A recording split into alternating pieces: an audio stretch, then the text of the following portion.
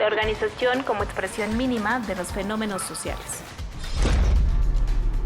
Organización y sociedad. ¿Qué tal, doctor Ángel Wilhelm Vázquez García y maestro José Serrano Sierra?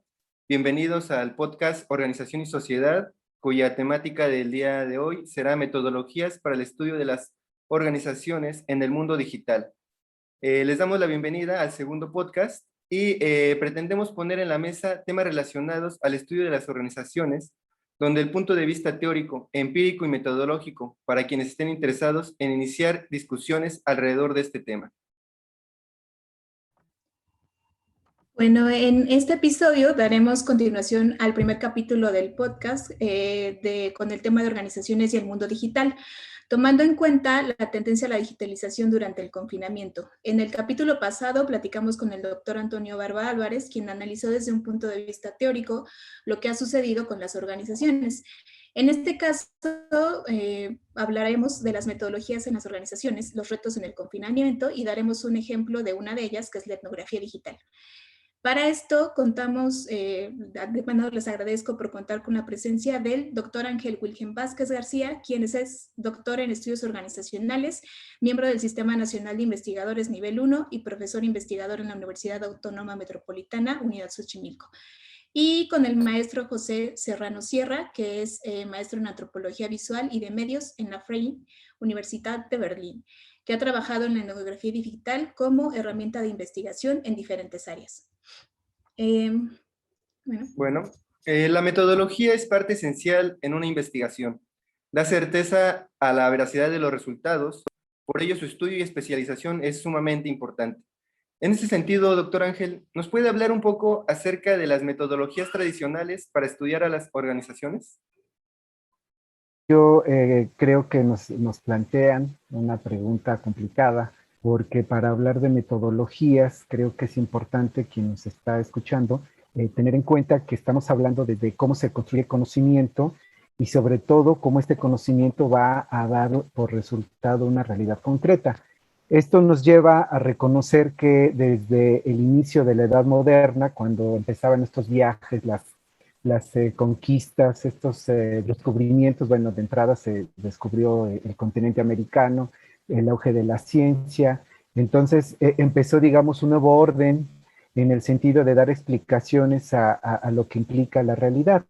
Se abandona esta visión de que la naturaleza y el hombre eran uno solo, abandonando también estas nociones, digamos, míticas, religiosas, de lo que implicaba la relación del hombre con el mundo, para ir entonces a acercarnos a formas, digamos, mucho más científicas, entre comillas, para poder dar cuenta de lo que es la realidad. Entonces, en concreto, con la pregunta sobre metodologías tradicionales, bueno, yo diría, y no nada más de organizaciones, yo hablo de las ciencias sociales y el conocimiento humano, estamos hablando de lo que implica el saber, lo que implica el conocer, y bueno, hay una frase de Bacon que dice, bueno, el saber es poder, que la forma, digamos, que se reconoce es que la ciencia es la que va a dar esta liberación del hombre de las tinieblas. Y dirían, bueno, ¿y eso qué tiene que ver? Bueno, tiene que ver en el sentido de que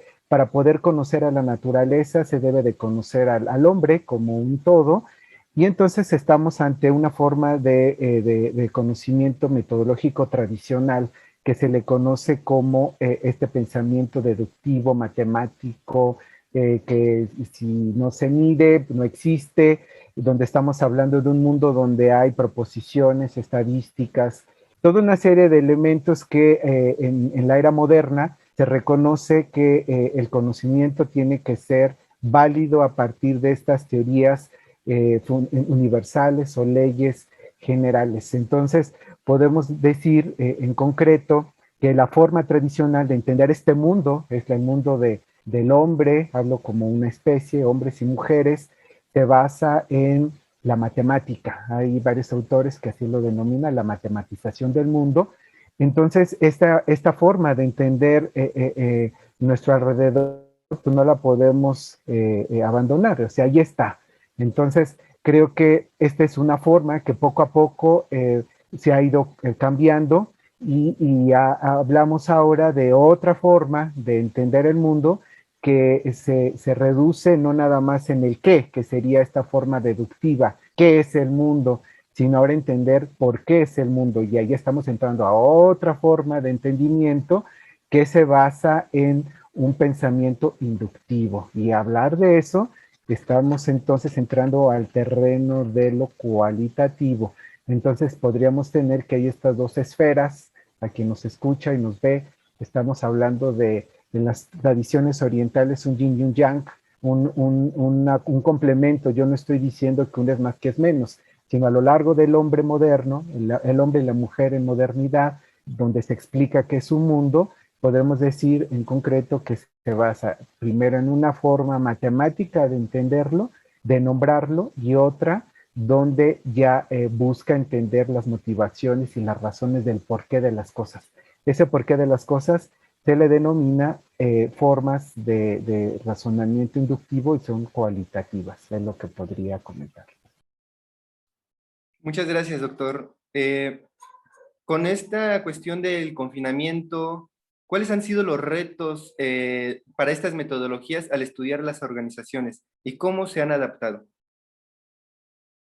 Bueno, siguiendo la lógica inicial del mundo y el hombre, perdón, y el mundo, podemos decir que precisamente esta forma de entender su universo, el universo de nosotros, los que habitamos este planeta y los que estamos en la academia tratando de dar respuestas a lo que ocurre a nuestro alrededor, el principal reto, bueno, de entrada es entender que la ciencia no es neutral. Yo creo que esa es una cuestión que hay que poner en la mesa, dado que existe toda una tradición de siglos donde se piensa que la parte objetiva, la de los números, la de la estadística que comentaba hace unos minutos, sería imparcial y es, digamos, inamovible, lo cual no es cierto. Creo que el tema del confinamiento y toda la situación que hemos estado viviendo a nivel mundial, en el área de las ciencias sociales en general y en particular a los que nos interesa analizar organizaciones, nos pone un reto muy grande, y el reto en primer lugar es nosotros frente al mundo exterior. Por eso en la primera pregunta que usted me hacía, yo planteo que es muy importante reconocer que esta visión matemática no la vamos a quitar. Dicen los antropólogos, yo no tengo esa formación, pero ellos comentan que nosotros clasificamos. Entonces es una cuestión innata nosotros clasificar, tasar y esta cuestión ahí está, pero en el confinamiento, por esta época, digamos, hablando, esta época de crisis sanitaria, y en concreto en la investigación, creo que nos pone un tema muy serio. ¿Cuál es el tema muy serio? Que no podemos generalizar, que tenemos que reconocer que aún la objetividad tan famosa de la ciencia es relativa, que no todo lo medible puede ser universal y que es importante ahora entender, creo con mayor razón, la comprensión de los contextos. Yo creo que esa es una cuestión que ya estaba antes de la pandemia, pero ahora en la pandemia, en concreto en la investigación, es muy importante nosotros tener en cuenta el papel de quien está investigando, bajo qué lentes lo hace y hacia dónde se va a ir, ya sea por estudios de extensión que buscan generalizar, buscan medir, y que vuelvo a repetir, no estoy diciendo que sea uno válido, otro inválido, sino más bien darnos ahora, digamos, en cuenta que existe un panorama donde podemos hacer estudios con profundidad, y esta profundidad nos puede ayudar a entender un fenómenos, categorías de significado, y reconocer, yo creo que es el primer reto, que la ciencia no es inocente, y lo vemos con las vacunas. Y lo vemos que cuando empezaba el tema de la vacuna, se asociaba ruso, negativo, y que la vacuna rusa, y que no sé qué, o sea, con otro tipo de adjetivos que salen de la parte científica, y cuando ya se empiezan a establecer estudios que buscan legitimar las vacunas, estoy poniendo nada más un ejemplo al aire, entonces se ve que la ciencia no es inocente, la ciencia tiene una intencionalidad. Alfred Schutz, que es un filósofo de la ciencia reconocido, bueno, plantea eso, que a fin de cuentas el asunto de las mediciones, el asunto de la ciencia no es tan inocente, y yo creo que ese es el primer reto. Nosotros como investigadores o quien nos escucha, y yo no estoy pensando nada más que alguien que tenga un título, que tenga un trabajo académico, o sea, yo estoy pensando a quien le gusta cuestionarse el mundo. Yo creo que ese es el investigador, la investigadora, quien se pregunta el afuera el porqué de las cosas. Entonces, en concreto, yo creo que eso es que debemos nosotros reconocer que el mundo que está afuera no es del todo como pensamos que era a partir de las categorías que teníamos pensadas, ¿no? Podría decir de manera general. Gracias. Gracias, doctor Ángel. ¿Usted ha detectado alguna herramienta nueva, algunas herramientas nuevas que han surgido gracias a este confinamiento para el estudio de las organizaciones de carácter metodológico? Sí, yo creo que precisamente tomando estas dos preguntas que amablemente formularon, creo que la principal herramienta para quien está haciendo una investigación o se está haciendo preguntas está ligado con la calidad de información que uno busca para poder responder estas preguntas. Nosotros como personas nos hacemos preguntas que a veces las consideramos inocentes, a veces en las jaulas se piensa y se dice, voy a hacer una pregunta entre comillas tonta, así a veces se dice cuando uno tiene una inseguridad. Yo siempre digo, no hay ninguna pregunta ni inteligente ni tonta, más bien es la pregunta. Aquí el tema es cómo yo voy a responder la pregunta. Entonces, en concreto, ¿qué herramientas metodológicas podemos ver ahora? Bueno, de entrada, el papel que tiene el trabajo de campo. Y este trabajo de campo, ¿cómo me va a permitir acercarme al otro? Porque para poder responder las preguntas necesito al otro. Yo no me puedo responder las preguntas porque caería en una categoría que, bueno, realmente necesito del otro que me podrían calificar de loco, ¿verdad? Diría, bueno, se está hablando y contestando solo. Para que yo pueda existir, ustedes me están preguntando y establecemos el diálogo. Entonces, en el confinamiento, ¿cuál es el desafío? Bueno, ¿cómo me acerco al otro cuando estoy aislado, estoy aislada?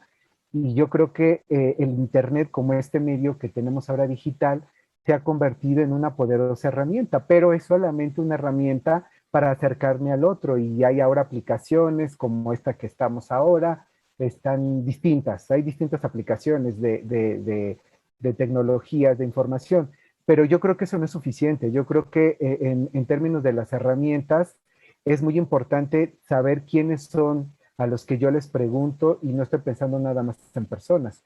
Tiene que ver desde la forma en la cual yo voy a reconstruir ese mundo que está allá afuera, y ese mundo se basa en teoría y caemos en algo que seguro nuestro buen amigo José nos puede decir, que es el tema de la comunicación y la calidad de la información. Yo creo que ese es un gran desafío. Cómo nosotros podemos validar este tipo de información que está ahí.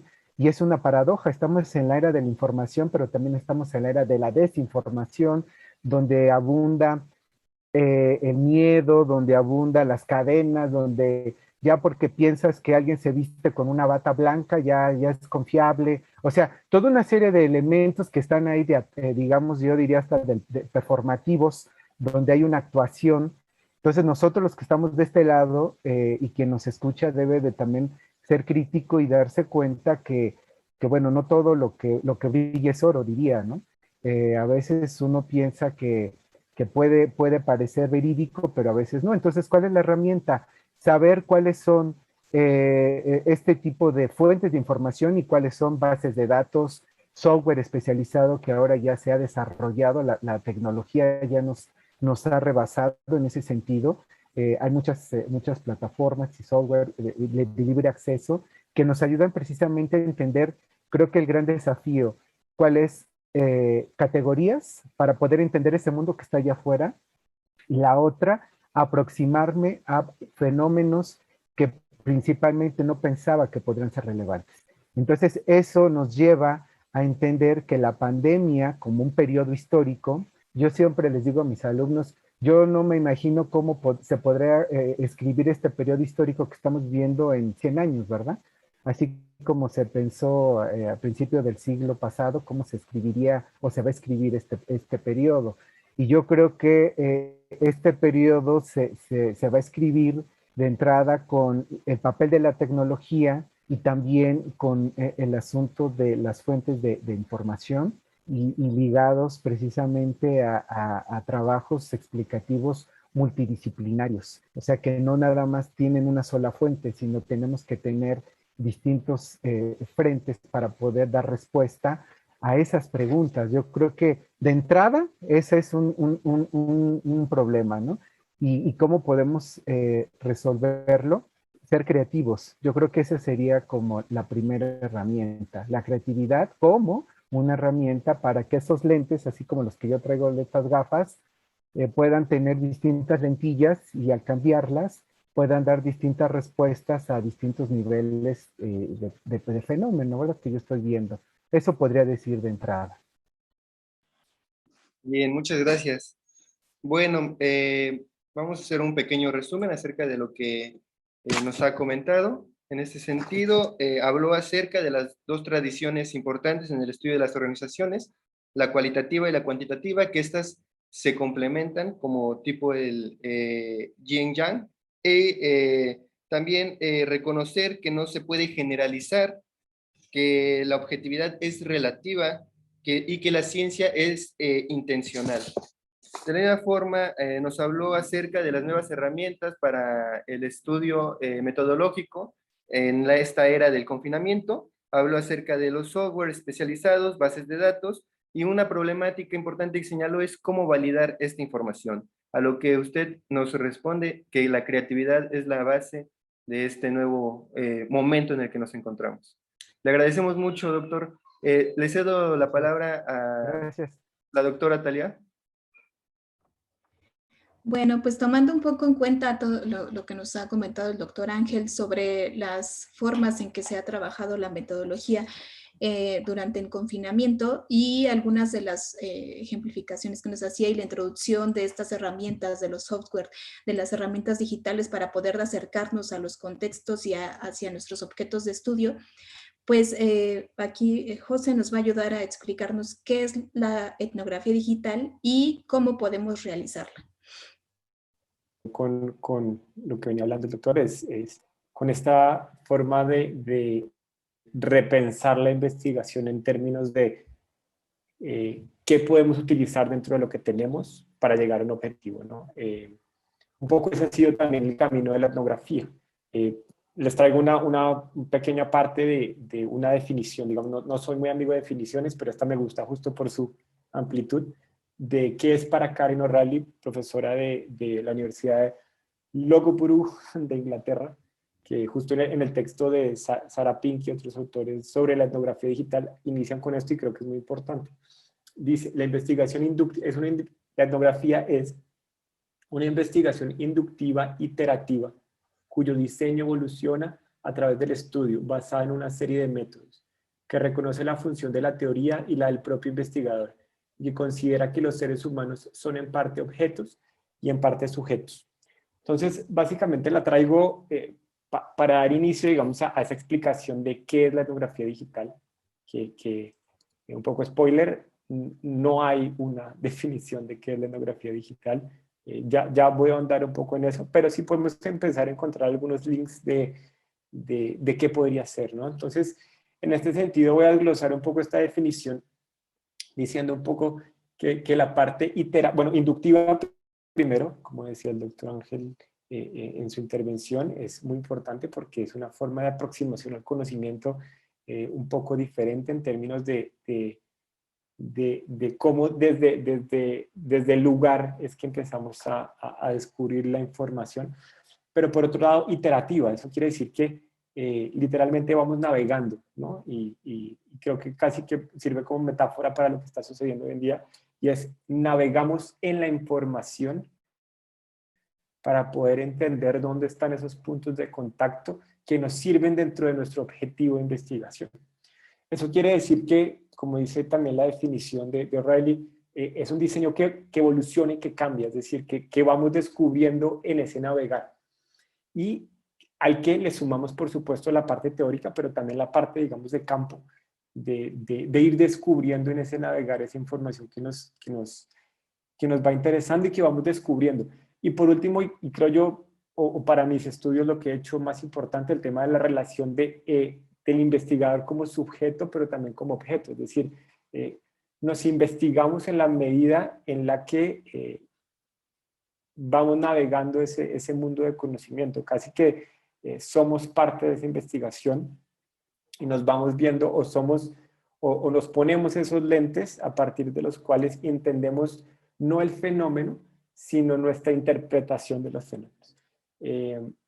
Un poco pues ya, eso digamos que en términos globales, pero ya bajándolo exactamente a qué sería entonces esa etnografía digital, básicamente, y lo dice Edgar Gómez, y es, digamos que ese análisis, y pongo entre comillas lo digital, es porque nos vamos a preguntar sobre temas relacionados con esta interacción con lo digital. Es decir, la podemos ver como objeto, como método o como campo. Entonces, en ese sentido, podemos, digamos, como objeto puede ser una pregunta que esté relacionada con este tipo de interacción, ¿no? También como a modo de ejemplo, no sé, este intercambio que estamos teniendo a través de una pantalla, si el internet falla, si me oyen o no me oyen bien, etcétera, son temas que están relacionados más con esas preguntas sobre la interacción sobre lo digital como objeto.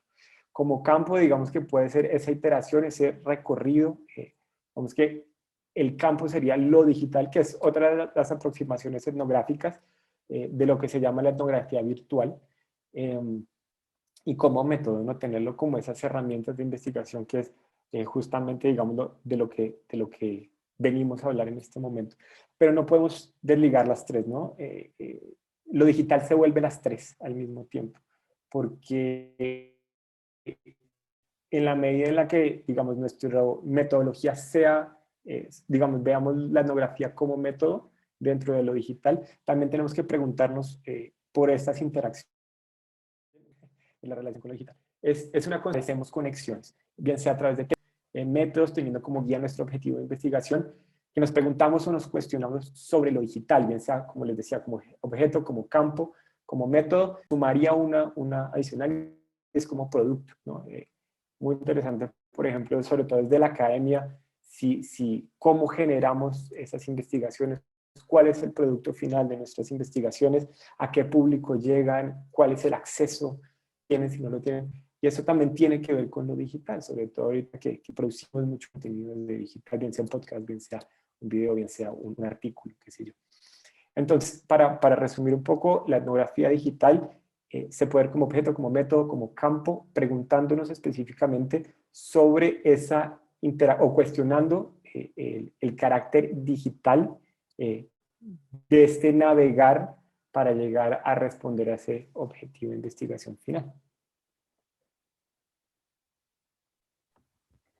Ok, gracias. Esto es como una breve introducción a qué es la etnografía digital, un poco para que los que nos escuchan que quieran acercarse a este tema, que busquen algunas herramientas para saber cómo realizar sus investigaciones ahora en el confinamiento. Es una, digamos, es una forma de hacer investigación que ya se realizaba antes del confinamiento, pero que en este momento puede ser una forma en que puedas generar vínculos con lo que estás investigando, con poder realizar ese análisis de lo que quieres investigar, ¿no? Y tomando en cuenta esto, digo, dentro de la respuesta que nos dio José, ya nos mencionaba algunos autores, pero ¿a qué textos podrían acercarse para poder realizar una etnografía digital quienes nos estén escuchando? ¿Qué es lo que pueden hacer para comenzar a adentrarse a esto de la etnografía digital? ¿Y cuáles serían algunas recomendaciones para acercarse a esto como investigadores o quienes quieran utilizarlo? Bueno, pues habiendo dado como ese contexto general, digamos, vengo de la antropología, ¿no? Por supuesto, no hay recetas de cocina. Dice justo Edgar Gómez y comparto con él que no hay un paso a paso. Sin embargo, dentro de la investigación, específicamente de la etnografía digital, sí podemos definir dice Sarah Pink, y ahí voy mencionando algunos otros autores, unos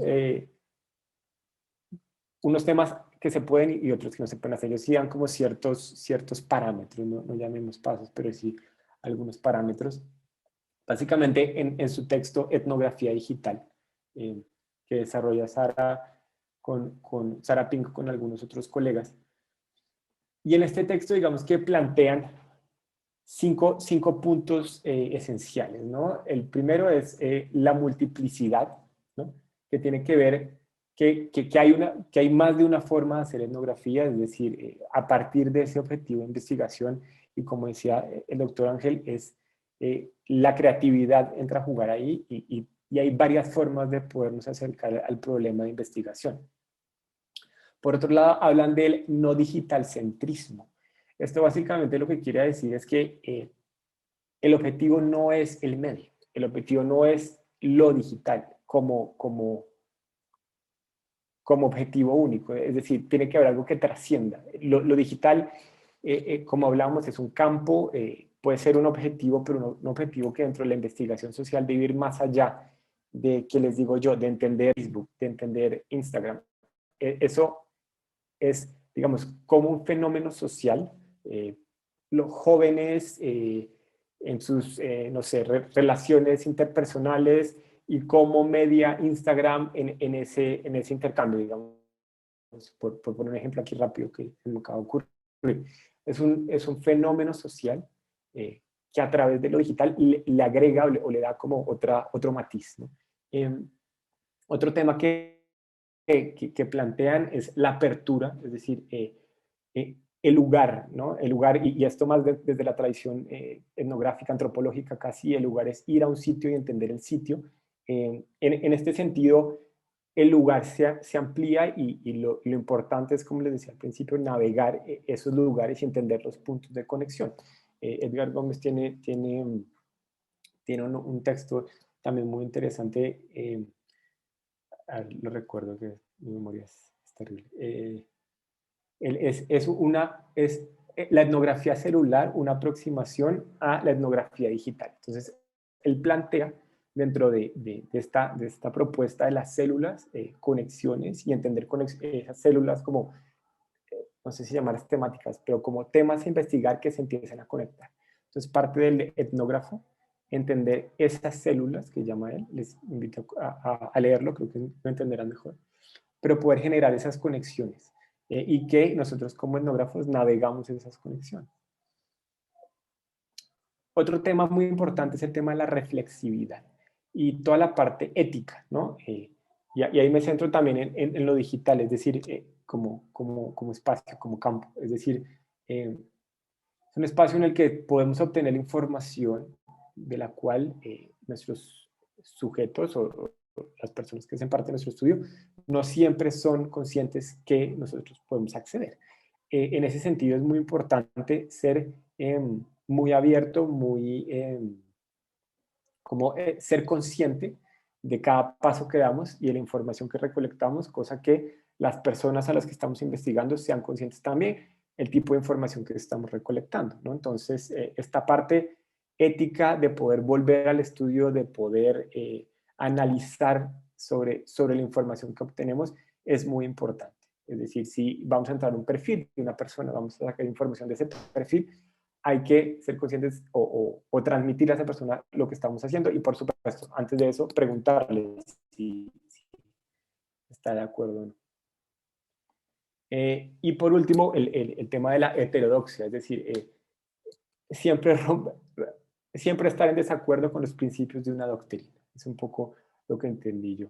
Es decir, las reglas están hechas para romperse. Entonces, siempre crear nuevas cosas, entendiendo los sujetos con nosotros mismos, poder crear sobre lo que ya planteamos. Entonces, si pensamos hacer unas entrevistas, llegamos al momento de la entrevista y nos damos cuenta que esta interacción a través de la pantalla no está siendo útil para obtener la información que necesitamos, tenemos que ver otras formas, ver si otros métodos pueden ser posibles, y eso es parte también de que la investigación vaya siendo o sea susceptible a modificación en el proceso.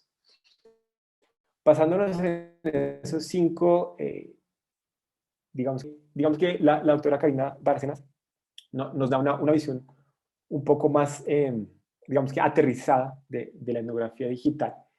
Y ella plantea estos 5 pasos, digamos que si queremos un poco, si es nuestra primera aproximación a este tipo de temas, la etnografía, ¿no? Pues tiene toda una tradición, pero digamos, si queremos hacer algo un poco más concreto, ella plantea lo siguiente. Primero es definir un objetivo.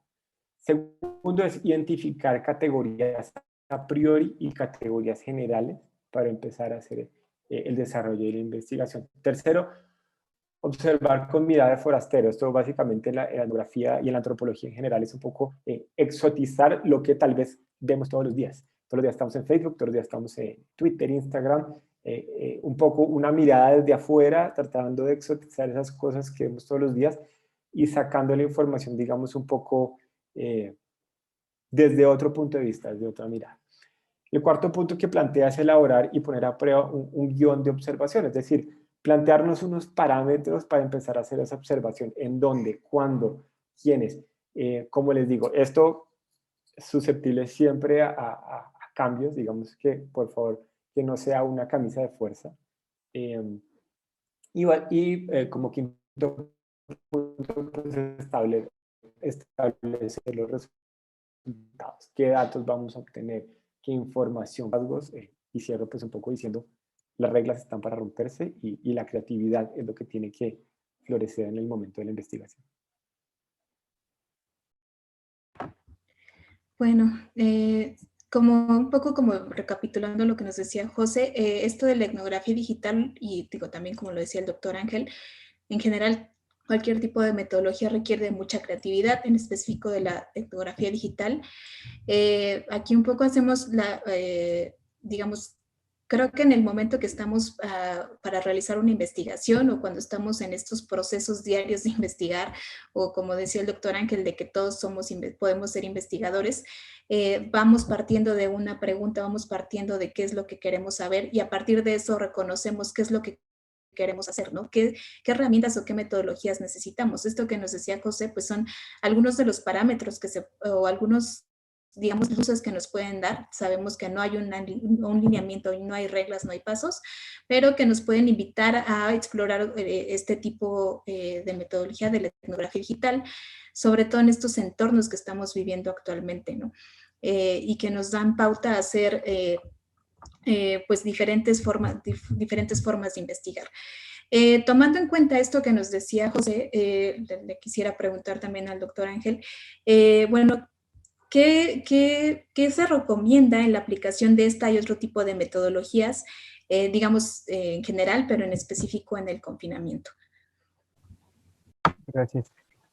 Yo tantito voy a hacer un pequeño paréntesis. Lo que comenta José es muy interesante, precisamente porque él yo así lo veo, de alguna manera nos ilustra las distintas posibilidades que existen para poder plantear una herramienta. O sea, la herramienta no es otra cosa más que, imagínense quien está escuchando que usted va de estas tiendas donde venden cosas de herramientas tipo Home Depot, bueno, depende de dónde esté, ¿verdad? De donde estas grandes superficies donde hay herramientas de todo tipo. Entonces, bueno, no es lo mismo que usted vaya a preparar una bebida y tiene aquí a nuestros queridos amigos, los colombianos, un tinto, perdón, café. Entonces no es lo mismo armar un café de olla, que es más mexicano el tema con el piloncillo, la panela, como le llaman allá, o preparar un agua de horchata, o preparar una bebida con alcohol.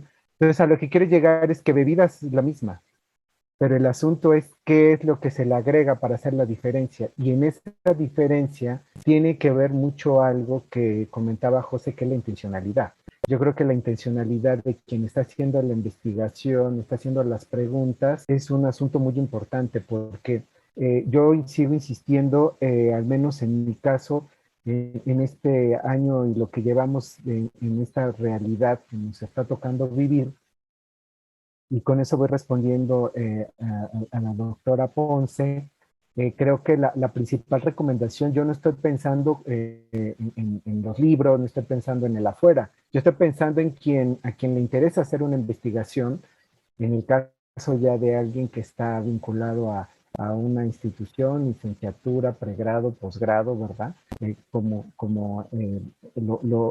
ubiquemos en un nivel académico, está vinculado a nosotros como investigadores o investigadoras y se vincula, uno, al papel de la ética. Yo creo que ese asunto que comenta José es importantísimo y vuelve a estar, no me gusta la palabra, pero creo que vuelve a estar de moda, o sea, vuelve a estar en la mesa el tema de la ética, porque el hacer investigación de tipo cualitativa no debe de verse, como algunos lo comentan, como poco rigurosa. Yo creo que es rigurosa en la medida en la cual verificamos las fuentes y hacemos una serie de pasos donde vamos a validar y a triangular la información que tenemos. Entonces, mi primera recomendación, que debemos de ser éticos, y no porque yo vaya a hacer una entrevista por cualquier aplicación remota, ya diga, pregunto algo y ya con eso mi entrevista y ya tengo la investigación. No, yo creo que tiene que ver desde el consentimiento a quien nos está dando la entrevista,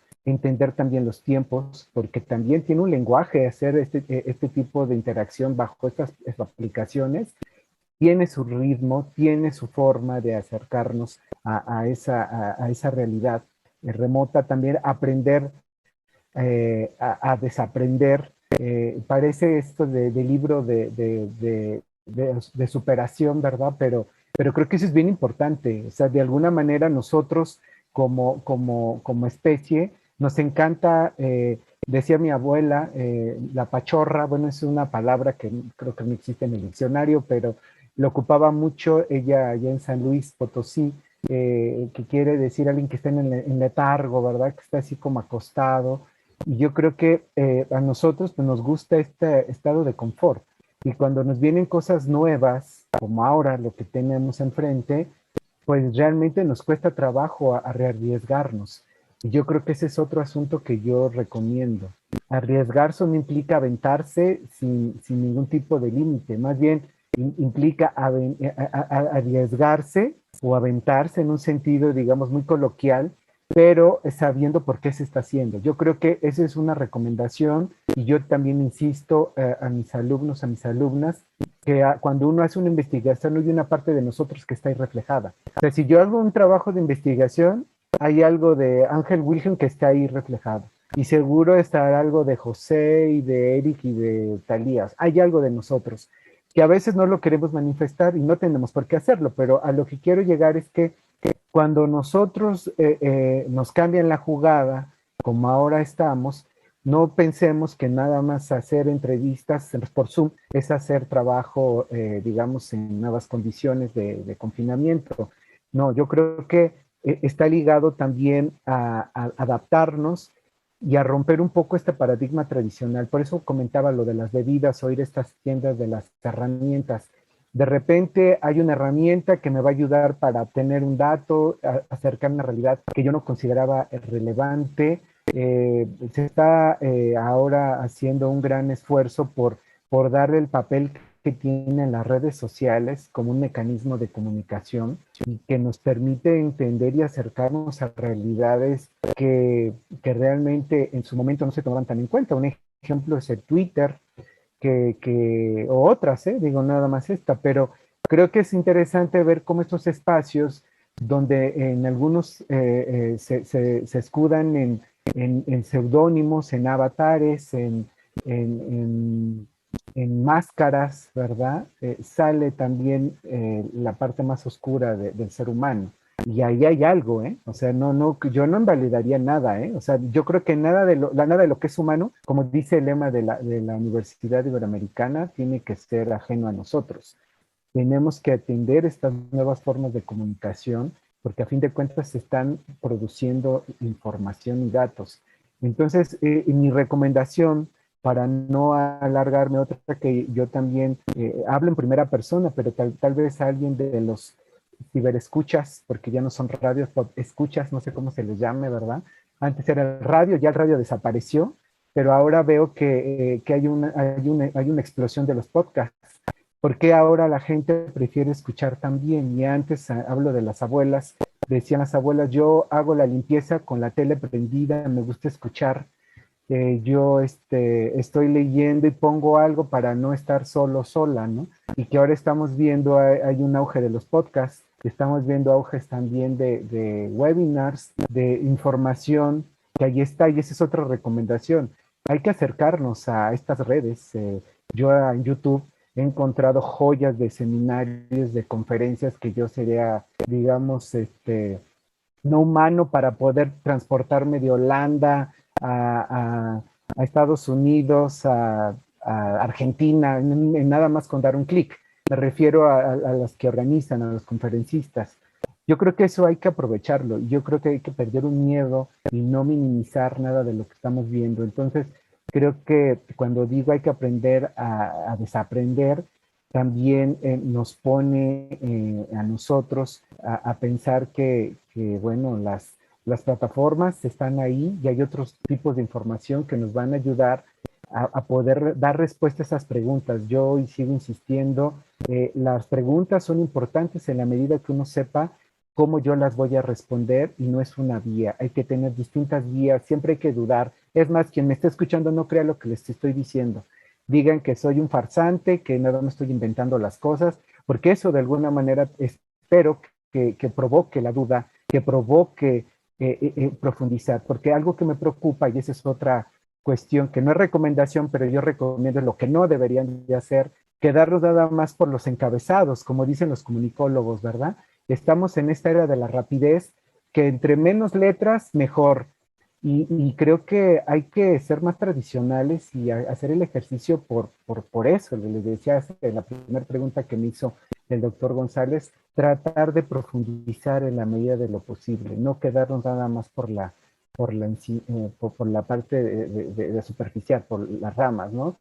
Yo creo que es importante ir un poco a profundizar y yo creo que esa sería mi recomendación final, porque realmente la realidad humana es tan compleja y lo que uno vaya a responder con alguna de las preguntas es una partecita de tantas cosas que están a nuestro alrededor. Sería lo que yo podría comentarles. Gracias por la pregunta.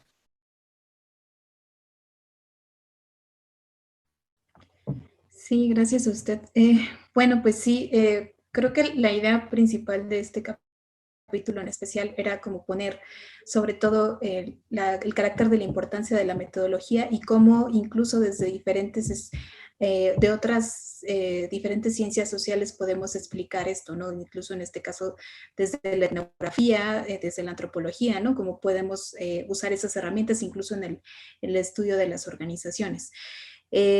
Bueno, pues les agradezco mucho su participación. Espero haber dejado muchas dudas en las personas que nos escuchan, que creo que es lo que va a generar.